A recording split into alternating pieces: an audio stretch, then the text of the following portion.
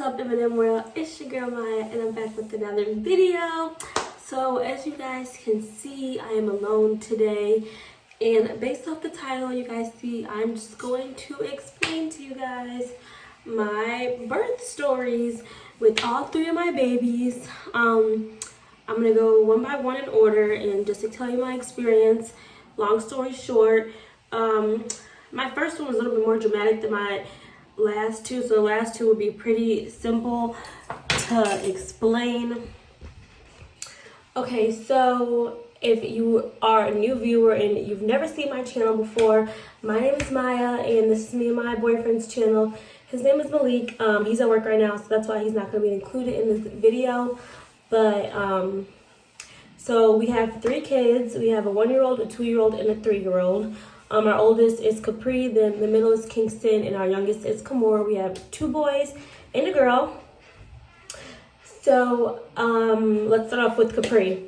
Capri was born May 3rd, 2018. So I had Capri via C-section, but that's not how it started. In the beginning of the day started off like any other day. It was the day after my doctor's appointment, actually. So I had a doctor's appointment the day before, and they told me that I wasn't dilated at all and that I was probably going to make it all the way to my due date, and I had 3 more weeks left, and they were like, yeah, you're not dilated at all, nothing's happening down there, girlfriend, you know, we'll see you. Matter of fact, I think that might have been that was my last doctor's appointment, but I still wasn't due for another 3 weeks. So I'm like, okay, cool, not dilated, whatever. He's taking his time. My first baby, I wasn't in a rush to do childbirth, so I was like, okay, cool. So it started off like a normal day. Me and Malik got up, got dressed. We were gonna go to the store and grab like, you know, basic necessities like some water and some little things or whatever. And I'm in the closet getting dressed, and bam, my water broke. Now I had joked with Malik like 1,000 times. Like, oh, my water broke, ha, ha, ha. But, like, this time, like he said, he just could tell by my voice, like, that he knew I was serious.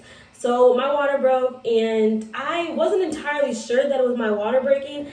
But, like, I'm like, I don't pee on myself. So, literally, either my water broke or I just peed on myself. And I know, obviously, I don't pee on myself, so it was my water. So, I called my mom. I called Malik's mom, and I told them, like, I think my water just broke. And they're like, okay. And at this time, we lived about 2.5 hours away from, like, any of our family members. So I was like, okay, should I drive closer to my family so I can be with my mom for labor? Because I didn't want to be like all alone having like my first baby. And I was kind of scared. So I just ended up deciding to stay where we were and have my baby there. I finally called my parents. We ended up deciding to just stay where we were. And so at first, I wasn't feeling any contractions. I wasn't feeling any type of pain at all. So I was like, well, I'm hungry. And I had known from like reading and like my cousins and everybody giving birth that like once like you go to the hospital, like they don't allow you to eat anymore. So me and Malik stopped off at like our favorite little diner that we ate at like most of my pregnancy. We stopped off. I think I had like breakfast, like pancakes and stuff or whatever.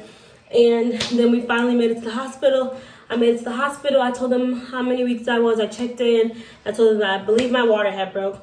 They were like, okay. So they wheeled me upstairs. And after they wheeled me upstairs, they basically like, you know, swabbed me or whatever to see if it was the amniotic fluid, because that's what it is when your water breaks, it's amniotic fluid. So they wheeled me upstairs. The test took like, I don't know, I can't remember how long the test took to come back. It's been 3 years now. But whatever the case may be, the test came back and they're like, okay, yes, we're like, you're admitted, you have to stay. So I'm like, okay. So I was laying in the bed for about 5 hours, just laying there eating ice chips. They had me all hooked up on the monitor. And when they came to check if I was dilated, like nothing was happening. Like I was still like not dilated at all. So then that's when they decided that they were going to induce me. So they gave me a medicine that they call Pitocin. I think it's called Pitocin. And they induced me. After I got induced, it still took about another 5 or 6 hours before I even started feeling contractions. I called my mom and told her, like, you know, they're going to induce me or whatever the case may be. So her, my cousin Jayana, my auntie Tiffany, my Luma, which is my grandma, we call her Luma, and I believe that's all. They like came up there to see me. initially. So I was in labor and they gave me a yoga ball to bounce on, and I was in so much, by now I was in so much pain. And I wasn't really for or against getting an epidural. I just was gonna base it off how I was feeling. And I wasn't like 100% against it, but I just was like, if I want it, I want it. If I need it, I need it. Otherwise, I won't get it. So I think I was about 4 centimeters when I was like, yeah, I want to be able to sleep. Like at this point, it was like super late at night. When we initially got there, it was like 1 o'clock in the afternoon. And by this time, it's like 10 o'clock at night. I haven't really slept, like nothing like that. So I was like, I just want to be able to sleep. So I got the epidural, and that was a very traumatic experience. My mom was actually in the room with me when I got the epidural, and they said only one person can be in the room. And Malik was like, I do not want to see them put that needle in your back. So I had my mom in the room with me instead. And the doctor, I think it's called, what are they called? The anesthesiologist? Right? That's what I call it, I think. They like took 3 tries before they actually got the epidural in me. I was like crying. It hurt so bad. He kept missing. Like there's like a certain spot that you have to hit, and he kept missing it. I was like freaking out. I was like, I can't do this anymore. I don't know what to do. Like this is supposed to make me feel better, and right now I'm like, I feel horrible. That was super scary experience. So after the 3rd try, and like him poking me 2 other times unsuccessfully, he finally got it. And I was actually holding still too, and that's what was pissing me off. Like it was taking everything out of me not to move, and I was actually like holding still, and he still kept missing. So I was like, can you go get another motherfucker that knows what they're doing, because clearly you don't.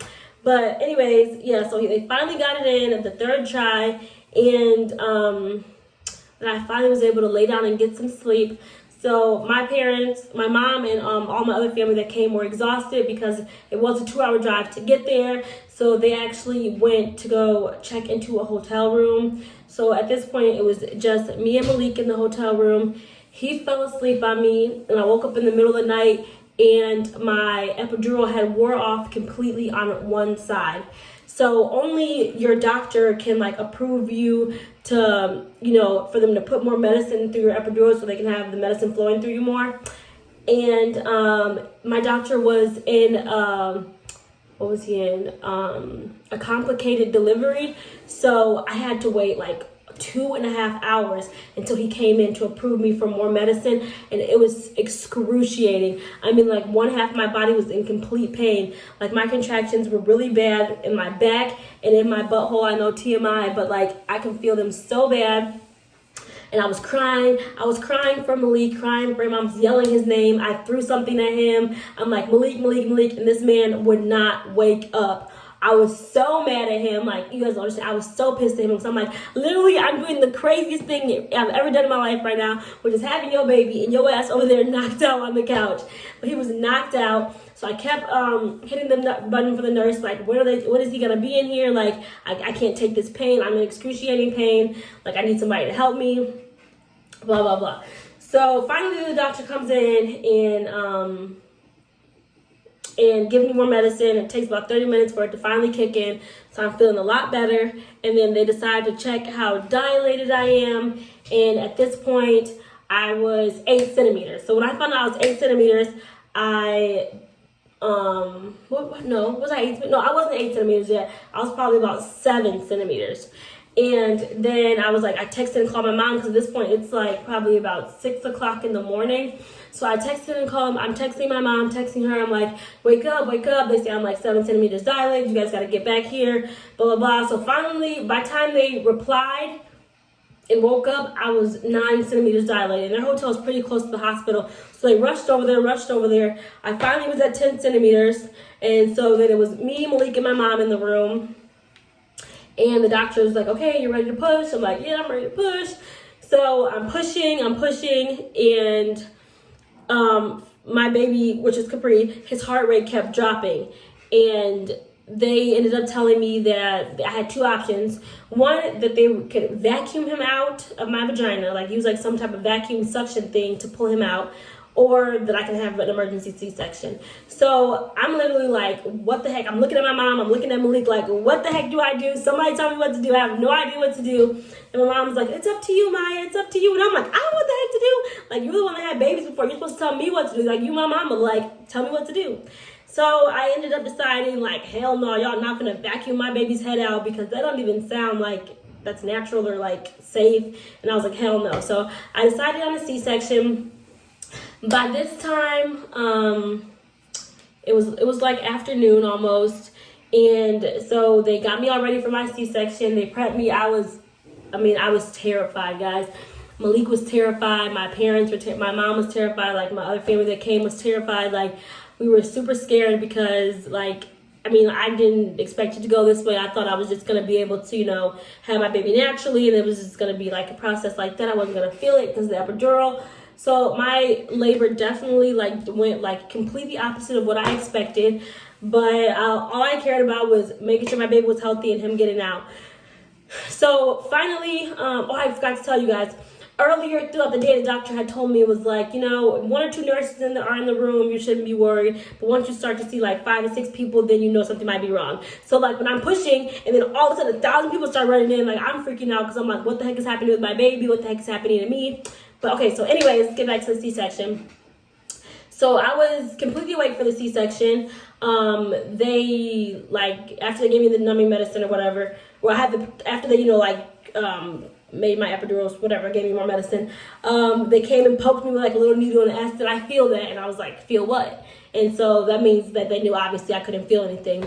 So they started the surgery. The surgery was it was fairly quick. I couldn't feel it. I just felt pressure and a little bit of pulling and tugging, but nothing too extreme. When they finally pulled him out, he was so cute. 6 pounds, 7 ounces with a big ass head. And I was just so happy to see my baby. The first thing I said was, is that my baby? Like, obviously that's your baby girl. They just pulled him out of you. But anyways, yeah, so I finally see my baby, and I actually didn't get to hold him for like at least maybe 2 hours after he came out. Pretty much after they pulled me out, I just like knocked out. Like, they pulled me to the recovery room, and I was just so exhausted, and I was just, my anxiety was through the roof. So like as soon as I knew my baby was, that's what I forgot to tell you guys. Sorry, I like just slipped my mind. The umbilical cord was wrapped around his neck, and that's why every time I started pushing, his heart rate would drop because the umbilical cord was wrapped around his neck. So I was just happy that my baby was healthy and okay. So once I realized my baby was healthy and okay, I'm like, yeah, I'm about to KO. So I was sleeping for a long time, and when I woke up, I see Malik was on the phone in the corner, like on FaceTime with like his brothers and stuff, just showing him the baby or whatever. And I was like, oh, let me hold him. So I finally started holding him. And as I was holding him, like, I'm like, oh my God, you're so beautiful. I love you so much, my little baby. And at this point, we had no idea what we were naming him, like, at all. So I was annoyed with Malik because, so mind you, I gave birth like 2 hours ago. And all my family and my mom and everybody was sitting in the waiting room. And Malik never even texted them and let them know that I was okay, that the baby was born, nothing. So they're freaking out, thinking something went wrong because Malik, he was just too into the moment and didn't even think about it. Like, let me text him, let them know everything's okay. But finally, when he texted them and we let them know everything was okay, like, they're really excited. And they had to wait until I was fully out of the recovery room and back up into my room to come see me. But anyways, back to the story. I was holding him and I was just so happy. That was like the best moment of my life, and I just kept falling asleep. So the nurse ended up taking the baby and giving him back to Malik because I just could not stay awake while I was holding him. So finally, I just took a really long nap and I got back up into my room. And at this point, I'm still numbed up. I still can't feel anything in my entire bottom half. So at this point, I'm in no pain at all or whatever. I'm just content. I did nurse him for, how long did I nurse you, Capri? For six months? I nursed him for 6 months. So I started nursing him. He latched on fairly well. So we really didn't have that big of a problem with breastfeeding. He latched on fairly well. So I started nursing him. My family finally came up and seen him. After a few hours, my medicine wore off and the pain was through the roof. I had never felt pain like that before. Like, that was crazy to me. Like, I was not expecting to be in so much pain, but I know I did get like a major surgery, so obviously, like, it's gonna hurt. But I was in a lot of pain, and It was hard for me to get up. I couldn't walk. My sister came the next day and helped me take a shower. She completely washed me up. Like, she was super sweet. She helped me take a shower. So that was really nice. And yeah, so that's pretty much my story with Capri and having my first baby. So on to Kingston. I got pregnant with Kingston when Capri was, I believe Capri was 4 months. Capri was 4 months old. Yeah, I believe Capri was 4 months old when I got pregnant with Kingston. When I found out about Kingston, we were surprised. I would say we were surprised.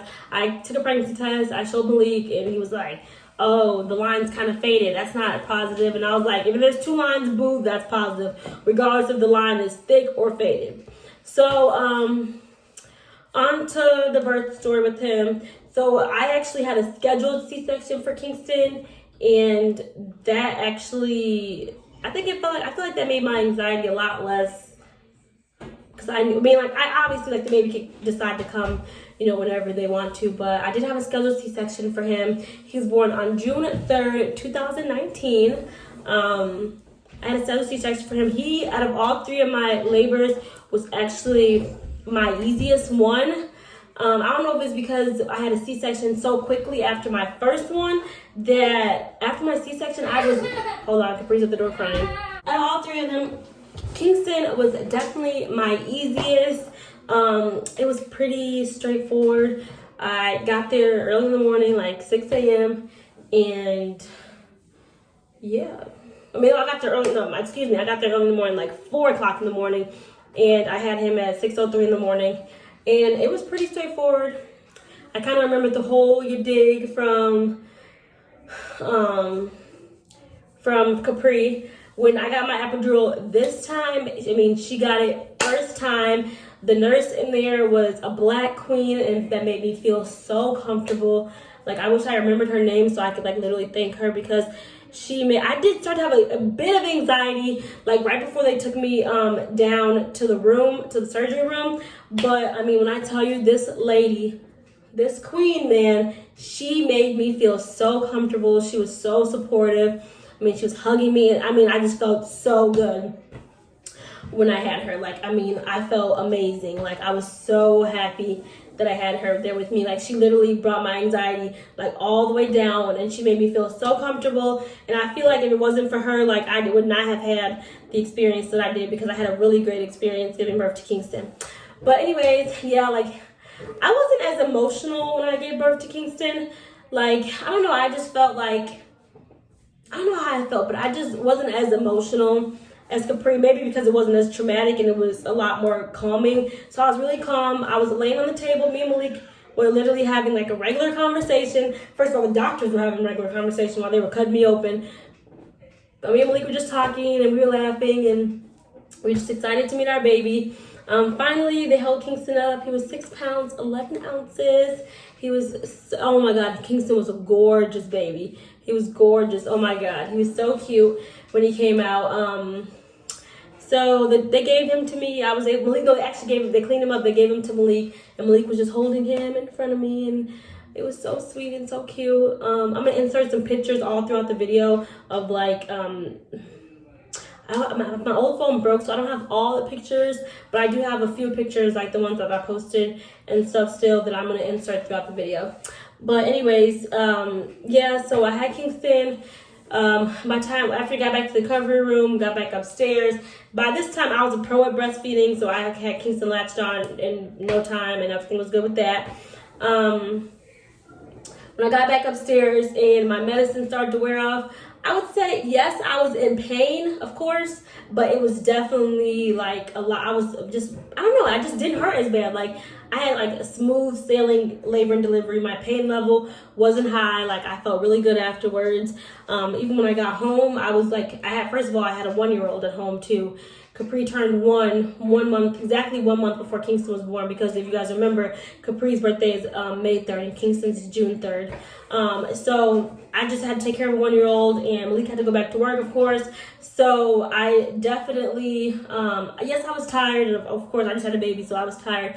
But it was definitely, I mean, I was up and up moving. I was chasing around a 1-year-old at a newborn, and I definitely think I handled that shit like a badass bitch, because, I mean, I was handling my shit even though I had just had a major surgery. And I felt like actually getting up and moving around and doing stuff actually made the pain more bearable, because like I would notice after I would lay down for a long time or I wake up from a nap that I would just be a lot more sore than when I was up moving around. So that's just a little tip for me that worked for me. I feel like after you have a baby, you gotta get up and move around and start getting back to your regular routine. Obviously, take it easy because you don't want to have a setback, but still, you know, to a minimum, get up and still, you know, do regular things that you would normally do. When it came down to my last and final, the Princess Kamora, her birthing experience was the same. It was also a scheduled C-section, and I kind of regret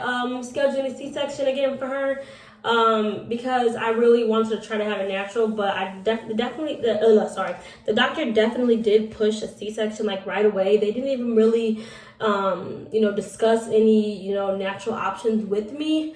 So I was kind of sad. I should have spoke up more for myself, but I just was trying to do what the doctor said was best, and I didn't have the knowledge I have now. But now I know that I could definitely, you know, have a vaginal birth after C-section, and I don't plan on having any more kids, but if anything ever happened, I would definitely tell them I want to go natural this time, because I'm tired of them cutting me up, okay?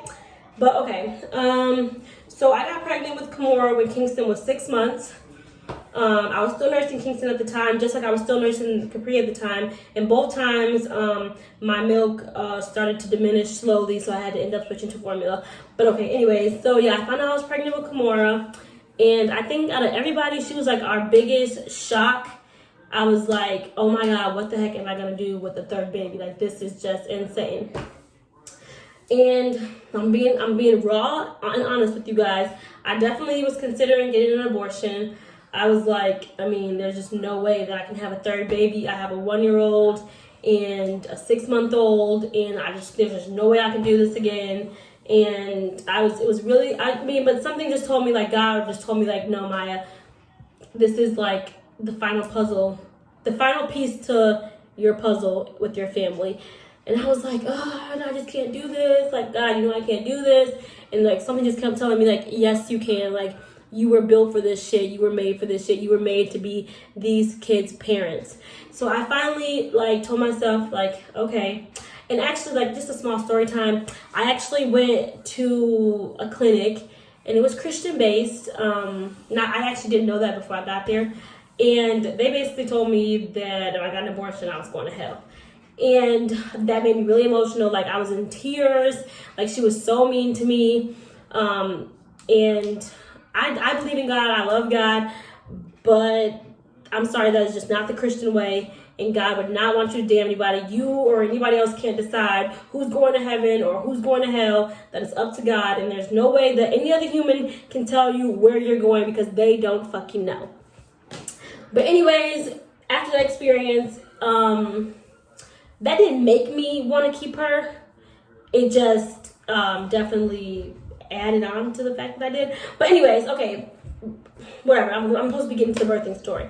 Okay, so Kamora, London. We had her on August 3rd, 2020. And if you guys didn't know, my kids were born May 3rd, June 3rd, August 3rd. They all were born on the 3rd of the month, and I think that is super cool. And I love that. But anyways, okay. So, we finally, I had a scheduled C-section, so I knew I had to be there and what time I had to be there. We got to the hospital. I was in high spirits, good spirits when we got there. I just remember having a tad bit anxiety, especially because I hadn't been away from my other 2 kids in a long time, and I knew I was going to have to be away from them for a couple days. So I was kind of just thinking about them and hoping that they were okay, and obviously thinking about my baby that I'm about to have. So finally, they get me to the room, and my surgery was actually supposed to be like super early in the morning. No. My surgery was supposed to be at 12 in the afternoon. Guys, I can't remember anything right now. All I know was that my doctor was a few hours late coming to my surgery, so I had actually ended up falling back to sleep in the room, and Malik was playing his video game. So this time he actually brought his video game with him, but I actually ended up falling back to sleep. And when I finally woke up, they were like, okay, you know, we're ready for you. So they took me down to the room. I started to have a bit of an anxiety attack a little bit before we left. I was freaking out. I felt like I was getting really hot and I was getting really cold. I just like was breathing really hard and really fast, and I, you know, I just need to calm myself down. So finally, I was able to calm down with the help of Malik and my nurse, and so they got me hooked up. This time with the epidural, the doctor took 2 times to get it in, or maybe no, actually it was 3 times. 3 times again. It took 3 times to get it in. I was looking at Malik like, I'm gonna kill these people. Like, what the heck are they doing?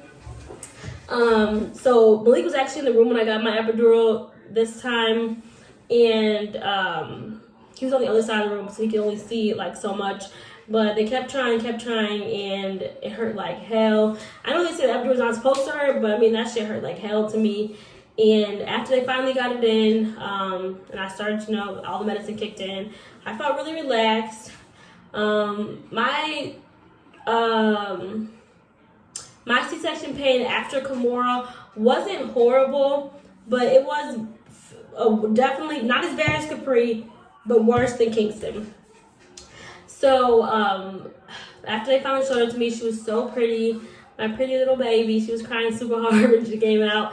But yeah, so they finally they cleaned her up, gave it to me, went to the recovery room. My recovery was fairly quick, I remember, and then I ended up back into my room fairly quickly as well. This was during the middle of COVID, so we did have to wear masks, like, for most of our stay in the hospital, especially when, like, a nurse or a doctor came into the room. So we weren't allowed to have any visitors at all whatsoever, which was kind of depressing. I really wanted my mom to be able to be there for my surgery. I wanted her to be able to be there, you know, to see the baby right away, and we weren't allowed to have any visitors, so that definitely was hard. I feel for all the mamas that have COVID babies, because not being able to have your loved ones there, like, during, like, one of the biggest moments of your life definitely is very hard, but we're strong and we can all get through it. But and actually it could be nice for some mothers too, because sometimes after you have a baby, I know everyone's super excited and they're super ecstatic to see your new baby, but sometimes it can be a little overwhelming when you have so many visitors coming in and out, and then also you have to think about like germs and stuff. So it could, on the flip side, it could be, nice to be able to have your baby in peace and, be able to just bond with your baby for those first couple days alone and not have to worry about, entertaining guests or trying to, getting your naps disturbed and stuff like that. So there's definitely an upside to having a COVID baby too. So make sure you guys keep that in mind if you are a new or expecting mother. But anyways, basically, I think my experience with Kamora was not that bad. I think it was afterwards. I'm keeping this raw, guys. Again, TMI maybe, but they did send me home to the hospital, in my opinion, too quickly. I hadn't even had my first poop before they sent me home, which was a big no-no. You guys make sure, after you have a major surgery, you guys make sure you guys use the bathroom at the hospital, so that way you don't have to worry about anything else. Because I did end up having hemorrhoids, and it was so crazy because it happened. My mom was still at my house and she was still in town for me, and it actually happened about an hour after she left my house, and it was super late at night. And I don't know if you guys remember, but when COVID first started, everywhere, like all the 24-hour places, all the places, they all closed early. Like, I don't know why them thinking them closing early was going to stop the spread of COVID, but whatever. So they closed early, and I had hemorrhoids, and I was on the toilet like for hours. Malik held it down for me and got all the kids to sleep, and was rocking the baby while she was crying, because I was in excruciating pain. I had never felt any pain like that in my booty before. It was horrible. I was like, what the F? So I ended up getting in contact with my mom, and she was able to bring me some hemorrhoid cream and some hemorrhoid wipes and some fiber supplements, and I was finally able to, after like 3 hours, I passed the biggest dookie in the world. I mean, when I tell you guys, this dookie would, like, man, if Malik was right here, he would co-sign me on this shit. He's like, that looks like it came out of a fucking horse. I mean, that shit was humongous. But anyways, TMI, guys. Like, that was super, super painful, and I was so glad to have passed that because, woo, baby. But yeah, definitely, guys, make sure they do not let you leave the hospital until you had your first bowel movement, because I should have still been taking, what are the things called? Not a laxative, but wait, laxative? I should have still been taking, like, stool softeners and everything, and I did not have that, and I was ready to get home with my baby, so I just slipped my mind. But I feel like as a doctor and nurses, they should have had track of it. They should have had record of that, and they should have not let me leave the hospital until after I had my first bowel movement. So something I failed to mention, after I had Kamora, first off, after I had Capri and Kingston via C-section, I actually had dissolvable stitches, so I never had to go in and get my stitches removed. As they healed, they just like dissolved into my skin. But with Kamora, they actually gave me staples that I had to go back after 2 weeks, I believe, and get them removed. The staples were very, very, very painful.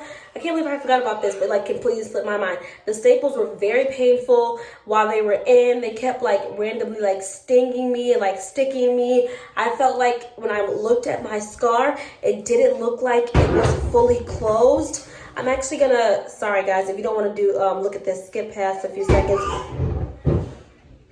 Sorry, my baby's at the door.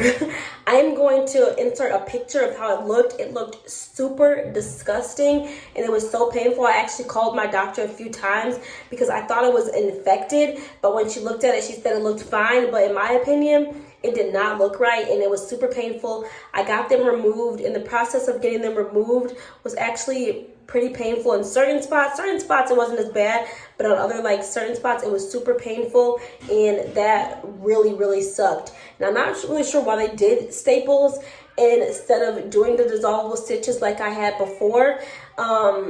I don't really know how they decide what they give each woman or whatever the case may be, but the staples really sucked. But yeah, otherwise, yeah, our breastfeeding journey was very easy. Breastfeeding has always been very easy for me and has worked out for me really well. My baby just turned 13 months a couple days ago, and she is still a booby baby. And it doesn't look like there's going to be any ending in sight anytime soon. And I think I'm going to pretty much let her nurse until she's ready to stop, which is my decision. So I don't need anybody's opinion. I don't want nobody to say nothing about that baby too big to be on the booby. Like, that's not in your business. Worry about your own titties, sis. But anyways, yes, that is, I hope I got everything and didn't forget anything. But I know I'm probably going to think of something when I'm done recording, but it's going to be too late. But anyways, that is my raw and unfiltered version of my birthing experiences with my three loves, Capri, Kingston, and Kamora. If you are a new viewer and you haven't seen them before, make sure you go check out our other couple of videos with them in it. I'll actually tag some of our other videos where they are featured in the description box, so you guys can make sure you look at those. But alright, I thank you guys so much for watching. I love you guys so much, and I will see you in our next video.